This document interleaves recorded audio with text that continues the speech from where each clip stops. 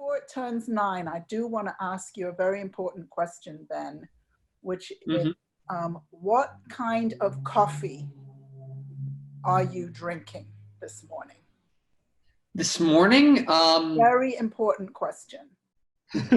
Well, since I'm in Philadelphia and I didn't really have a chance to explore local shops before everything closed, I'm drinking Red Bull. You don't have coffee? I had a cup this morning and it was Pete's, but it's when I do speaking work, I normally have a Red Bull.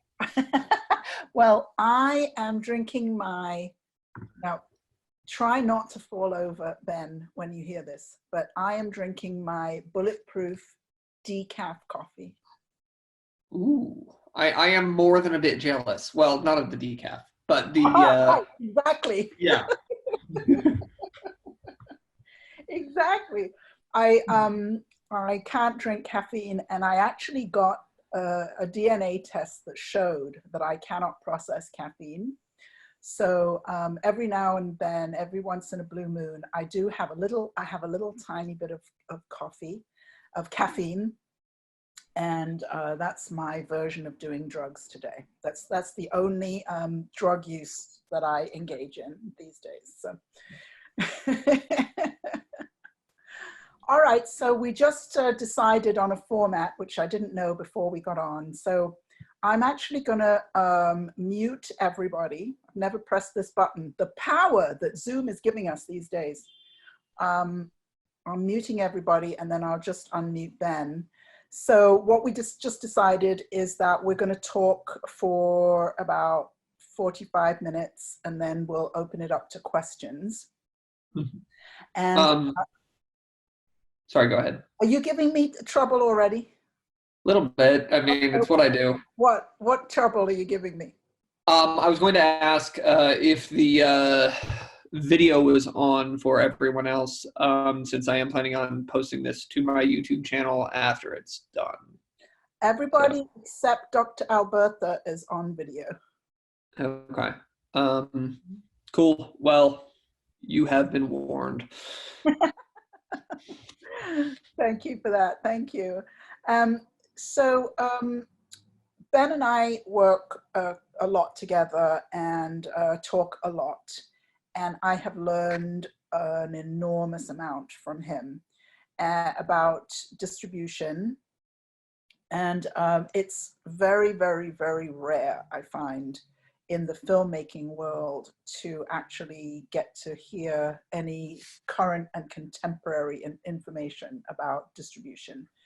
And a lot of times I find that even when talking to Ben, I translate for filmmakers because, odd as it seems, there's a huge division between what filmmakers think about and then what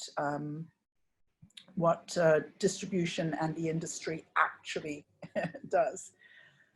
So that's why I wanted to do this. And I also wanted to talk really about, the reason I called this The Filmmaker's Life is because I know that a lot of filmmakers that I meet sort of have a dream about living a full-time life as a filmmaker.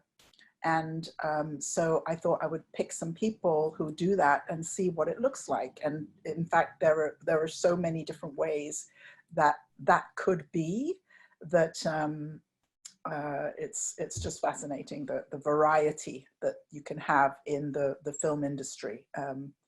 So Ben, the first question I have, and I literally got this question yesterday. I was speaking to a filmmaker who I had suggested submitted her film to you, and she did that yesterday, I believe, or she said she was going to do that yesterday. And she said I would talk to her about you, and she said, so what is a producer's rep? So I thought that would be a good way to start. What is a producer's rep? What does a producer's rep do? And she had some idea that was so way off. I just thought we would start with that. All right. I'm curious what her idea was, because Oh, she said I've gotten people about with a is it an lot of agent. assumptions. She said, "Oh, is it a sales agent?" No, and she said, "Is it a talent something?" And then she said, "Is it a sales agent?" So, It's a producer's rep is essentially a producer's liaison for distribution to either sales agents, distributors, buyers, or some mix of all three.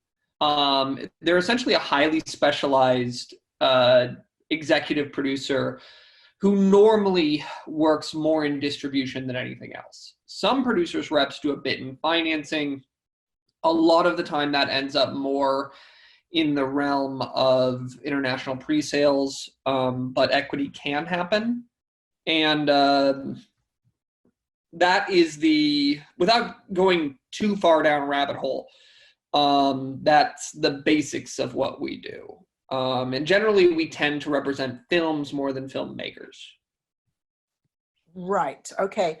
So why do you think that it's necessary for a filmmaker to have a producer's rep?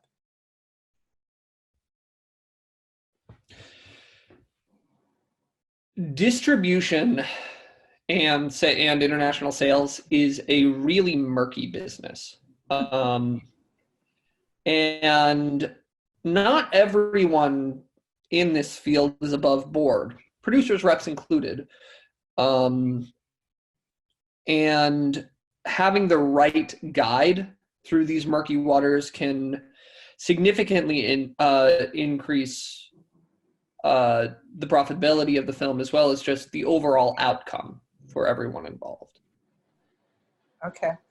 And another side of it that I see is that distributors don't really want to talk to filmmakers. Is that something that you find is true? And why? This is very true. Most distributors, and by distributors I mean territorial distributors, who represent a specific territory on the globe where they generally take all rights and exploit the film there, they would want to deal with a sales agent or producer's rep. They probably don't want to deal with filmmakers because there are too many what they deem to be low-level elementary questions that waste their time. Yeah. What are the kind of low-level elementary questions that filmmakers tend to say?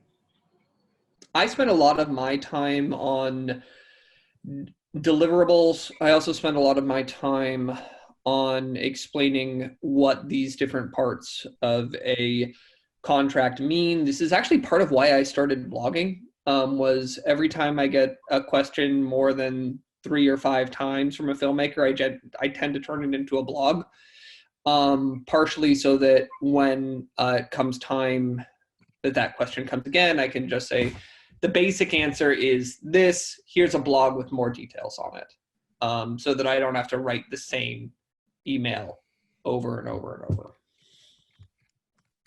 Great. But what might be an example of one of those questions? Well, what's the difference between a sales agent, distributor, and producer's rep is a pretty common one. Right. Yeah. As it pertains to financing more than distribution, I get a lot of questions on where to find investors, and sadly, there is no magic bullet on that. Yeah. Is a theatrical still popular or still possible even? Does it make I would be a different question. Can you get my film on Netflix? I get that several times a week. And yeah, so those are some of the most common ones. And also, what is the reporting period? What is a recoupable expense? How does a recoupable expense actually work? Why is my report late? Which when people deal directly with me, they tend not to be. When I'm dealing with a third-party distributor, and they may be dealing with a fourth-party aggregator, sometimes that does cause delays. So it's hard to suss out where exactly those delays are. I've been moving more in the direction of direct distribution the last couple of years anyway, because I've had enough. Even I tend to have fewer bad experiences than a lot of filmmakers in this realm, but I've still had enough that I'm kind of moving towards doing more myself or with a couple of trusted partners, just because it's there are lots of sharks in these waters. I think one of the things that I see is that when you say, for example, you just said, can you get my movie on Netflix? It's like, I don't know how to say it. It's something like what I hear as soon as I hear that, which sounds, I think, probably to a filmmaker, like a perfectly reasonable question. Can I get my movie on Netflix?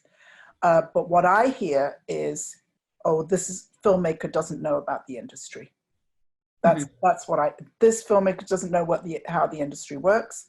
And so I think that the reason for me that distributors don't necessarily want to talk to filmmakers is just that it's frustrating to talk to a filmmaker who's so passionate about their film, which they should be, but that they know that they're not talking, there's this disconnect and they're not talking in the same language. So it's kind of like when I hear a filmmaker talk about getting investors, but what they really mean is they're looking for donors, And so it's all this sort of language that just identifies that somebody doesn't know, how the industry works. So Ben, how did you start out? I mean, did you kind of go to elementary school and think, I'm gonna be a producer's rep? Actually, I wanted to be an astronaut in elementary school, but then I realized my vision was too poor. But so. Did you go to film school? I did. Mm-hmm. I went to film school, and right after I graduated high school, I thought I wanted to be a writer-director. I went to film school and realized that I wasn't bad, but the competition rate was so high, and I actually kind of enjoyed producing, whereas very few people did. So I went towards that. After I left film school and moved out to San Francisco, I started going to the American film market. I'm actually gonna interrupt you. So what you just said, to me, like one of the absolute seminal moments in my life was that when I realized that, and this is why I'm talking about the idea that there are so many careers in the film industry. Mm-hmm. So what I find is that when people think that they want to be in film, and especially if they go to film school, then they're basically sort of funneled into this, you're going to be a director, you're going to be a writer, And I had to realize for myself that I'm a producer. There's just no question in my mind. I am a producer. And my best friend and I at the time, he's also a producer. In fact, I'm going to be speaking to him next Thursday. But we both realized this. It's like, and nobody had said, hey, producing is a fantastic career. It was always directing is a fantastic career. So we had to sort of figure out what being a producer was. Mm-hmm. Right? That's very true. Yeah. Most film schools don't even teach real producing. They teach something more like line producing, which is valuable and really important, but it's not the same as producing. Well, what do you mean by producing? What's your so when I'm talking about producing, I'm more talking about a leadership role in the business of the film. Maybe not entirely specialized in the business of the film. Like an executive producer tends to be all about financing, marketing, distribution, packaging, all of those tasks. Whereas a producer has more of an oversight role when it comes to the day-to-day logistics of the project, but also has a lot of influence over the work the executive producers are doing as well. So it's just an executive producer is just extremely specialized in these areas. And that's kind of where most of my credits are. That's great. So, I don't think I've heard it said like that before, so that the producer is over the executive producers. Not exactly. I mean, it's technically, a good way to think of it is that the top producer on a film is the CEO of the film, and the executive producers are like the board members. So, yeah. With their specializations, which in your case is distribution. So I just want to stop you again with something you said. So you said, "Oh, I realized I'm a producer," and then you said, "And then I went to the AFM." What made you think, "Oh, let's go to AFM"? And explain what AFM is. So AFM is the American Film Market, and it is a convention or trade show of films being bought and sold by people in suits walking around the Lowe's Hotel in Santa Monica Beach. And generally you sell different territories and different right types for international sales, especially on the smaller end.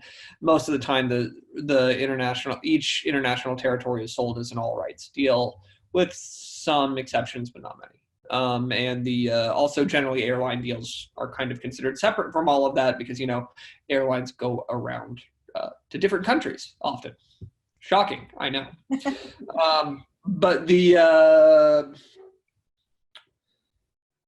so I started going there actually on the advice of one of my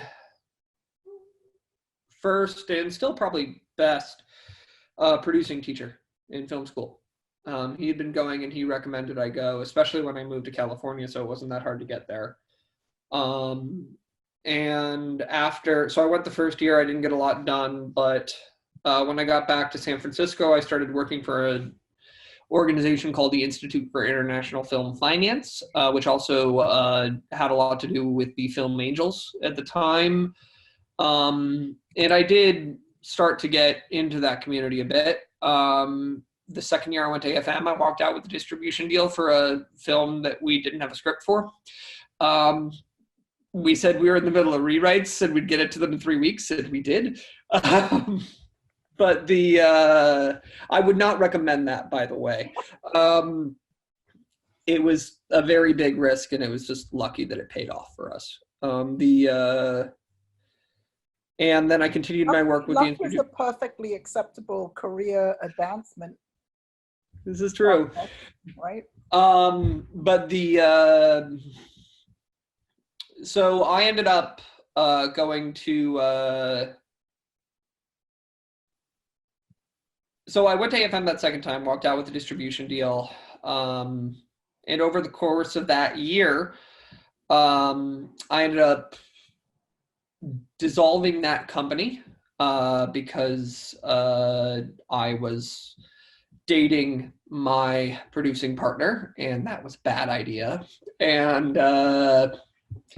then the next year I went with a different slate of films, got another distribution deal there. And after everything ended up not quite working out with that film for different reasons, I realized, hey, I'm kind of better at this distribution thing. Maybe I'm going to re-specialize from being a producer to being a producer's rep, because that seems to be where I'm good. And there aren't really enough people doing this job. So I have better long-term prospects. And about after that, I wrote the first book on film markets, which really helped me attract more clients. And since about a year after that book came out, I have been full-time in the film industry and not really having anything else. So, and another thing that I heard in there was that there weren't very many people doing this job. So it is very specialized. And what do you think are the skills maybe that you have, or the skills that somebody would need to have to be a really good producer's rep?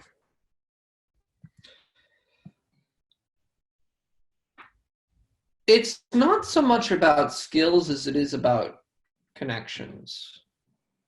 And that's That's a skill. Yeah, networking is definitely a skill, as is sales, and both are very important. And they're not really soft skills. They're hard to teach, but they're extremely important for this sort of work. Communication is a really important skill as well. And diplomacy. Because I have to, my value to the distributors I work with is the fact that one of the biggest values is the fact that I'm a buffer between them and the filmmaker. And the other value is that they get a large level of curation, so they don't have to watch as much stuff as I do, which I get a lot of submissions, and I have a 5-minute rule. So excuse me, no, I don't have a 5-minute rule. I have a 20-minute rule. I wish I had a 5-minute rule. I've heard you say this so many times. I know you have a 20-minute rule. Yeah. It's basically if the film doesn't if I don't get the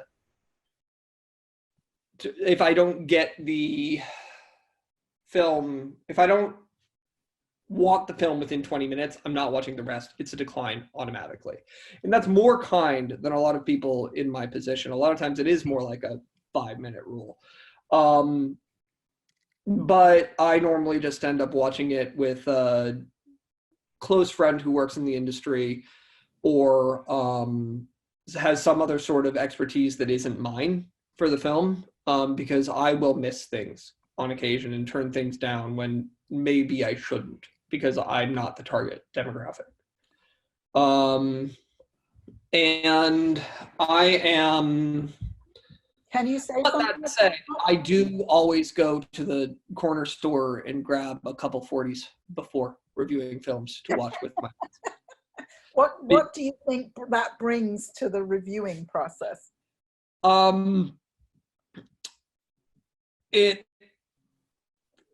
It lets me focus on the film a little bit more, because I am kind of not necessarily looking for every little thing. And also, it does occasionally bring a fair amount of snark if the movie's really bad. But I try not to do... Is snarkism a producer's essential quality, would you say? I'd say that's just a millennial quality in general, but but probably. I want to go back to something you just said. So you said that especially you have somebody else to watch with, especially when you're not the target demographic. So maybe we'll find that Kip said snark is a great name for a movie. I used to host a podcast called Film Snark, but then my audio guy didn't hold up on that. Right. But so the thing about target demographic, what I find is that most filmmakers that I talk to, when they are setting out on making a film, they're not sitting around thinking, what is my target demographic? But I wouldn't necessarily go so far as to say they need to think of it as their target demographic. It's more who's going to actually watch my film. If you start out with who's going to watch it, there are different techniques you can use to narrow down and verify that that is probably who it is. It's only people like me who are actually going to take your film and pitch it that need to know the target demo. And normally we will not agree with what the filmmaker thinks.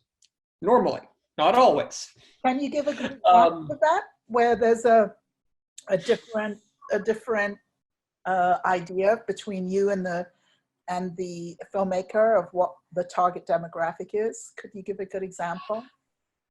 Yeah, I can. And I won't use names. But there was one film that I watched that I was having trouble getting into, and it took me longer to review it because I was out on a speaking tour for a little bit. So I wanted to give like a really thorough review. So I went all the way to 45 minutes. And then I just was about to give up. And then I realized that, wait, who would actually watch this? And I watched it, and I realized and I thought about it, and I thought, oh, this would probably work for people who watch telenovelas, which in the US would mean, which in the US would generally mean 30 to 39-year-old Latina females, is just generally that demographic. The filmmaker thought that his demographic was 18 to 24-year-old affluent liberal white people in the arts, and I disagreed very much. Very interesting, because when you say about the demographic of, what was the age, Latinas? 30 to 39. Right. I'm just like, oh my God, I could sell that movie, you know? That just really feels such a clear and targeted niche, that there are people who've already walked down that path to market to that demographic. That really makes a lot of sense. So I also want to go, I just realized there's something I want to go back to. You talked about the book, you wrote the first book about markets, and it's about AFM. And I described this book to filmmakers, and I want you to tell me where I'm saying it wrong, or maybe I'm saying it right, but I think I'm not.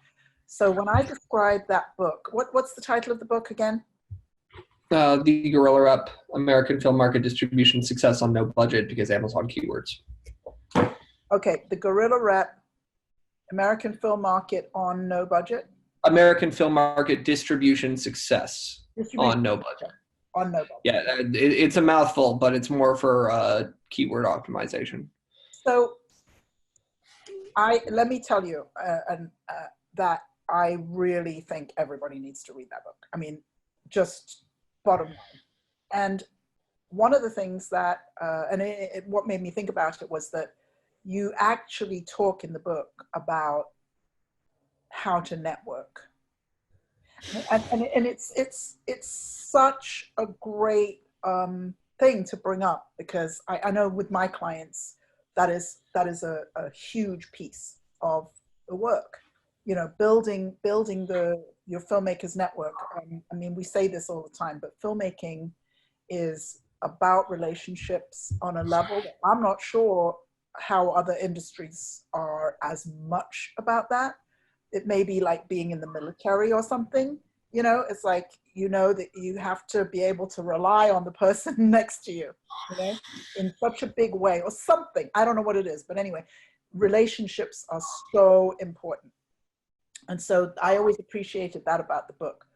But to me, this is how I describe it. I say, Ben's book says, if you're a filmmaker, don't go to the market. But if you must go, here's how to do it. Is that a correct description of the book? That's a correct description of the book, but that's somewhat outdated about the market at this point. The book is, and by that I mean the American film market in particular has become significantly more filmmaker focused over the past 3 to 4 years than it had before. And I think that's going to pick up even more with the economic downturn we're currently in. I think that I actually did an analysis of it. I don't know if I ever published a blog on that. I know I published a video on it that actually compares the numbers of buyers in attendance, the number of exhibitors, and several other things going on from the AFM through 2019 through publicly available sources and decent Google foo. It is, especially with this economic crash and what happened in 2008, I think the markets are going to be dead this year. They were already pretty dead last year, and it wasn't that bad. After this, especially given fears of the pandemic, it's going to be really interesting to see what happens to the film market ecosystem as a result. And thank you, Katie, for posting my book on there, apparently. Thank you, Katie. I was just trying to do it at the same time. Thank you. And so, yeah, it's going to be really interesting to see what happens. But prior to COVID-19, the film market, AFM was continually having record attendance, but fewer and fewer buyers and exhibitors. Last year, they closed 2 of the normal 7 floors that they have there. After this, it's going to be really interesting to see what's going on.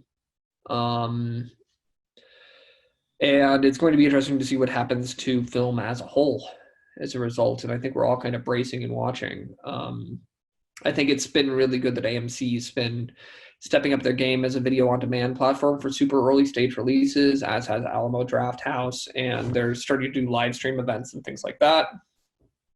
Pardon me. And that's good, but it's not a long-term solution. And it's going to be really interesting to see what happens once we can all go out and congregate in public again. So when you go to AFM, and if you read the book, everybody, you will learn, how Ben does it. But what is your process that you go through as you're setting up to go there, and then when you get there, and then afterwards? It's a rather long conversation, but the basics of it are: I research everyone I'm going to talk to. I send out all the films. Prior to that, you have some films to sell. Yeah, I mean, so yeah, normally I'm trying to acquire for like the first AFM's normally at the beginning of November, so I start heavily acquiring around the beginning of September to make sure that I get through everything and everything's in a place that I can just hand it off ideally 4 weeks before the market, so they can start selling to other people.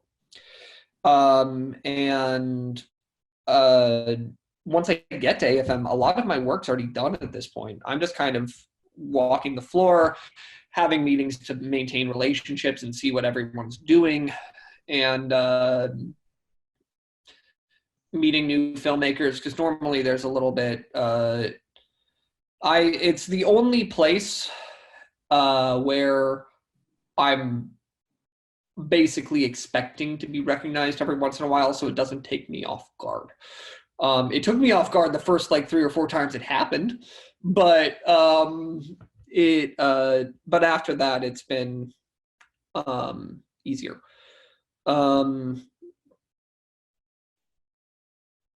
But yeah, so me, I'm not a good example because what I do is so specialized. If you're a filmmaker, you should research as much as you can starting around September, and get as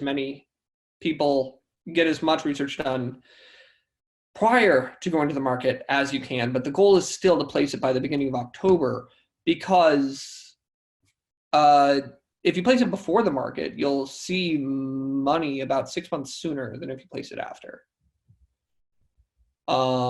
Because of the way the pay cycle on markets tend to work. It normally takes 3 to 5 touch points to actually sell a buyer in the current climate. And normally those touch points are only at markets. So if you miss AFM, which is the last one of the year, you're not going to get another touch point until either the European film market or Hong Kong. And Hong Kong, and those two are really close together, but they are 3 months after AFM. And then you're probably not going to have any sales until at the earliest con. Whereas if you had the market premiere at AFM instead of at, let's say, Hong Kong, just because the genres tend to be better and the buyers tend to be more consistent at Hong Kong, and I shouldn't say better, I mean more similar to AFM and con. So if you can get that touch point at AFM, you've got a significantly better chance of selling it at con, whereas if you can't, you probably won't sell it till AFM the next year. And that's a good 6 months. What you're talking about here is so great. What I do with my clients, you know, they start with me, they're going to make a feature film, and I basically say, hey, you have two choices. You can finish and get it ready for sale by this September or next September. Those are your two choices. Which, you know, I mean, it's just helpful to sort of clarify, you know, how it works. And there is this cycle and this pattern about the way that the industry operates and the distribution happens in terms of a timeline. So that if you finish a film and have it ready to go to distribution in, say, February, you're off cycle. You know, you're off that cycle. That's great. Would you, this is a strange question that I'm going to throw at you. Would you say that there has been in your career a big break? Has there ever been like a big break? Not yet. I'd say that there have been several moves I've made that have helped me make significant career strides, but I wouldn't say I've had a big break. It's more about consistency. It's every year gets better for me. That's great. And I am I'm happy that that's the case, and I am hoping it continues that way. But I would say a big break would be something like getting a film incredibly wide distribution. I mean, if I had to say what a big break is for me right now, it would be financing a multi-million-dollar picture. That would be a big break. For this, otherwise, like, I mean, I've gotten films on Stars, I've gotten them on Showtime, I've had theatrical releases, I'm going to do more this year. That, maybe some people would consider that a big break. I don't think it is, but maybe that's me just being so deep in it, I can't see what I'm doing. For when you've had those successes, like getting a film on Stars, getting a film on Showtime, those kind of successes. So none of these were multi-million-dollar films. Maybe you could give some examples so people could go and see. You know, what I like is when filmmakers have some examples where they can say, oh, these people spent less than $200,000 and this was how far they were able to get in that with that film moving their career forward. Can you give us some examples so that they can go and watch? Yeah, a really good example of that is Goodland, and that is one of the films that ended up on Showtime as of right now. And it is a really good film that was shot for less than $200,000. And I think I might be saying this wrong, but I believe it was only 18 shooting days, which, given how many locations are in that film, is impressive. And we got that about a 30-screen theatrical release, and it's on Showtime, and it's on airlines in primarily Southeast Asia, as well as had a theatrical run in the United Arab Emirates, and had a lot of other international appeal. That's so random. A theatrical release in the United Arab Emirates? Yes, there's a whole story on that, which I don't think I'm allowed to talk about publicly. But yeah. I know, but it has to do with film markets, and I know that that was a sale that came out of, I believe, actually AFM. So yeah. Nice. I happen to know the film that you got to Stars, and I love it. So could you say a bit about that one? Yeah, that is I'm sorry, I'm probably going to say this wrong, but it's Luna de Cigares, or Cicada Moon. It's one of very few films that has been exported from Paraguay. And it's available. It was great. Actually, the way I came on to this film, I actually originally turned it down, but then I was at AFM networking outside of a party, and I happened to meet the buyer for Stars. And she said she was looking for Spanish language action movies. And I'm like, let me follow up with you. Do you have a card? After AFM,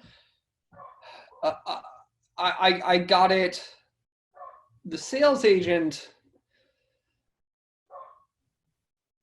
is very indicative of the sort of people you can meet at AFM. And he is, he wasn't really doing anything with the film. So my goal was to submit it to her to call her attention to it and then still have him execute. So nobody was getting cut out. They were just, I was just trying to get them to actually pay attention to it. When he found out I did this, he got really upset and he kind of blackballed me, which is extra frustrating for reasons I am absolutely positive I cannot state publicly. But I will say that if you Google this film, you will probably find public ways you can watch it right now. None of those are legal. Oh. And that may be related to this story. Wow, that's a shame. Yeah. I've been dealing with that for a few weeks now. Wow. Oh, okay. So it's resurfaced again as something that is having to be dealt with. Is that a film that was under $200,000? No, that was closer to $1 million than half. That was closer to $1 million. Okay. Yeah. That. I mean, okay. That's kind of a lot of money, but it's again, it's wonderful. I think to be able to have a filmmaker watch a film and say, that one was 200,000, that one was $1 million. This is what you can do with that kind of money if you are really creative and working within those kind of means, and then this is maybe how far a film of that standard can get, I think is a really useful thing. Because I mean, another thing that happens to me when I'm talking to filmmakers is we're having this conversation. We're talking about a $200,000 movie or $500,000 movie or something like that, and then they'll suddenly give me an example like Uncut Gems or something. Like, what just happened? It's we're not talking. It's so important to know with what a budget, what you can do with a certain budget. And what you can do. That is very true. And actually, Josh Doak, who's the director of Goodland, and I have talked about this several times, and one of the most important things you can do, and actually it's funny, I've talked about Debbie Brubaker about the same thing. One of the best things you can do, both to limit budget and make the film look better, and also just tell a better story, is really limit yourself, really limit the constraints of it. Do it in as few locations as possible. You involve as few people as possible. It tends to have a really good effect on the creative as well as the budget, because you have fewer tools to work with, so you have to make better use of them in order to accomplish the job. Mm-hmm. So yeah. Mm-hmm. Mm-hmm. Yes. My last question before we do open it up to questions for you is, if I met you in 20 years and I said, oh my goodness, things have been going so well for you, what will you be doing? If you can do anything you want, what would you be doing? I'd probably be heading a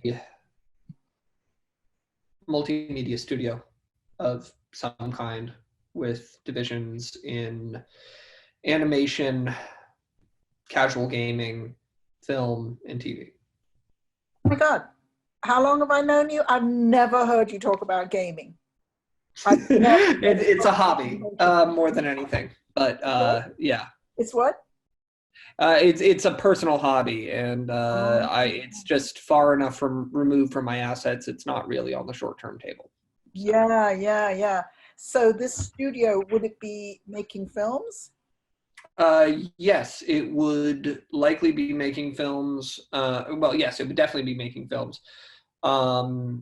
And it would also be making television, because they just tend to be the television, at least, is sustainable and replicable revenue. And the animation side makes working with various children's networks fairly easy. So, do you have a particular interest in children's films? I am, yeah, well, first, yes, I do. It's always been a little bit of a thing. I named my dog after a character from How to Train Your Dragon. His name's Hiccup, and I'm sorry if I'm spoiling something for you, but we named him that because we were thinking of a good example for somebody losing a leg, and my dog's a tripod. But so he, so that's a part of it. It's also just that there's such a demand for the content, and most filmmakers don't want to fill it for whatever reason.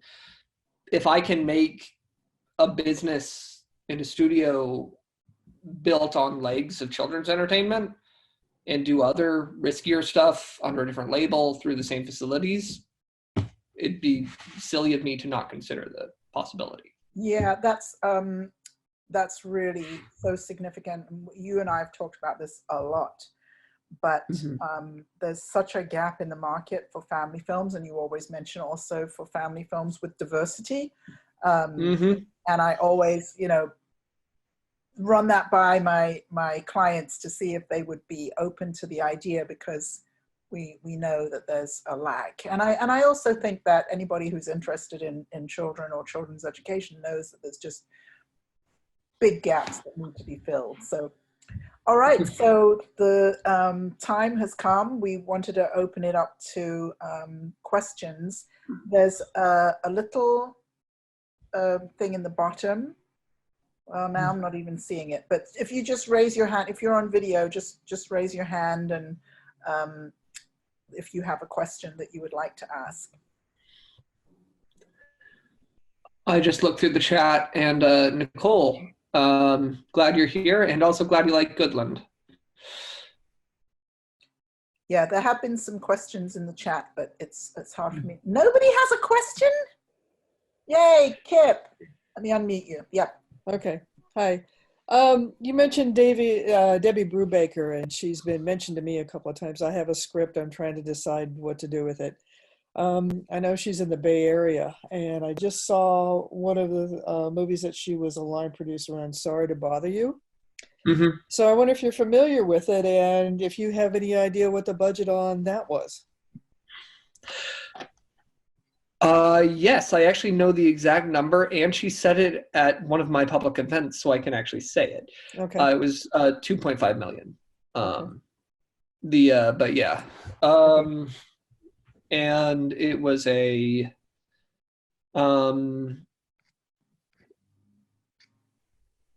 yeah, and there are a lot of other stories that are from that I can't share. Right. But but it is that film was really hard to get made, from what I've heard. And it was also, I love that movie. I didn't even know Debbie was on it, because I've known her for like 6 years, but apparently somehow I missed that she was on that one. And it was, but apparently there were a lot of behind the scenes issues that weren't quite worked out on there by the time shooting happened. And I'm going to actually just interrupt you because I'd like to sort of stay in the world of distribution. And Paprika has her hand up, so go ahead, Paprika. Oh, thanks, Kip. Can you hear me okay? Yes. Okay, great. Hi, Ben. Hi. So you mentioned going to the market that it might be really slow this year because of everything, but I'm thinking and hoping that maybe online streaming would be growing and need more demand right now, that there would be because of all the stay-at-home viewing. Is that a potential growth there? Because it seems like it would be. Yes, but transactional VOD has been growing for a while, which is where people actually have to pay to purchase or rent it. And it also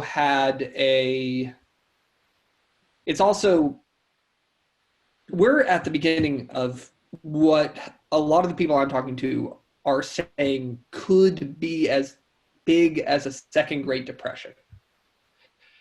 People are not going to be likely to continue to spend money on anything non-essential.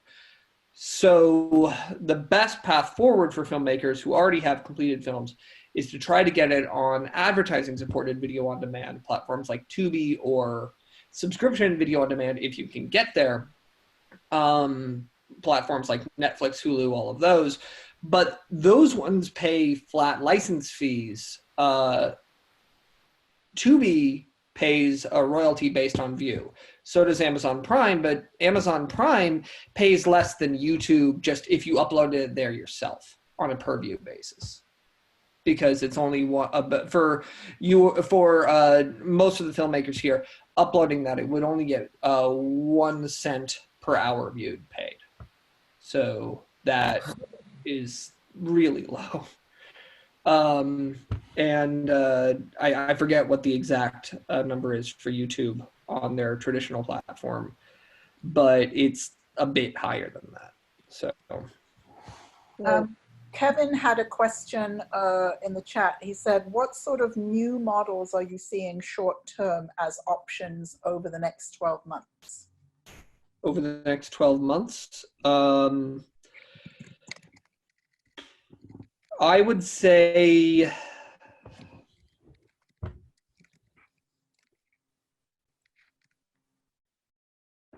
expansion of AVOD. Still, these are all things that have been available. There isn't really much in terms of direct new, but can you say what AVOD is? Advertising supported video on demand. So like YouTube is technically an example, but when I say it, I more mean Tubi TV or Pluto TV. But the yeah, and it would be I think that there's a chance to capture attention, but I also think that there could be an opportunity that people like Netflix may be acquiring more because they're going through all their current content. However, you have to keep in mind that just because they're going through all their current content doesn't mean their budgets are necessarily going to increase because they're not really getting new subscribers as a result. So I don't know. It's going to be a really interesting couple months. That said, Netflix, Hulu, Disney Channel, and many others are still acquiring content. And I can say that. And developing content. I can say that flat out. Nicole, or where is she?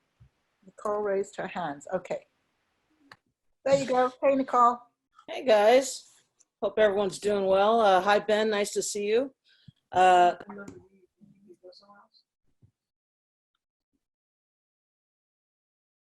Okay, let me ask another question instead. Hey, sorry about that. I'll be quick. Ben, I was wondering what your thoughts are. You could maybe use the example of Goodland. For that filmmaker, he had a lot of kind of local and family support, but I was curious what your thoughts on equity funding as opposed to donation funding, and did that filmmaker have a mix of the two in financing his film? And you're talking about Goodland on that?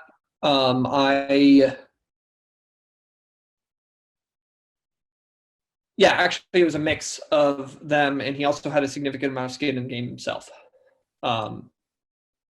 Yeah, and well, that's good to know. That yeah. Also, I was wondering, have you yourself heard of anybody working with WeFunder and what you thought of them? I've looked into WeFunder a bit. I haven't used them. When it comes to film crowdfunding, my favorite is Seed and Spark. And I go back and forth on Kickstarter and Indiegogo. Kickstarter used to be much better for film than it is now. Indiegogo is kind of going back and forth. The big thing and I think Joanne and I might disagree on this, the flex funding campaigns are not great for me on Indiegogo, just because the way film works, if you don't have all the money you need, sometimes you just can't finish the film. Mm-hmm. So it becomes hard to raise significant amounts of money on a flex funding campaign. And I don't know how much I don't know exactly how Kickstarter's doing as of late. I know that it used to be that films were the number one thing financed on Kickstarter. Now it's board games, which it's at least Seed and Spark definitely focuses on film, so that's kind of nice about them. Yeah. I'm going to interrupt to take the last question before we run out of time. Does it ever make sense to wait a year? So for filmmakers who have films either for sale right now, for distribution right now, or almost right now, would it make sense to wait a year? Depends on what sort of film you're making. And one other thing, apparently I was wrong about the subscriber growth on Netflix. I just kind of assumed that I didn't look it up, and that was wrong of me. But I did just kind of assume people would be password sharing, and they were already close to their peak subscribers. A proposal and. So yeah, my last question. Would it make sense to wait a year? Because that's something that filmmakers are grappling with all over the place, from the people who missed their South by Southwest opening to, and partly I feel as though any coronavirus-based question has to sort of kind of be, I don't know, but anyway. Yeah. So I will say that every smart filmmaker will have a plan on how they can wait a year and what they can do to not waste the time. I know that I have a couple of different plans that are part of them are on the other side of that board right there, which is why that's closed. But that is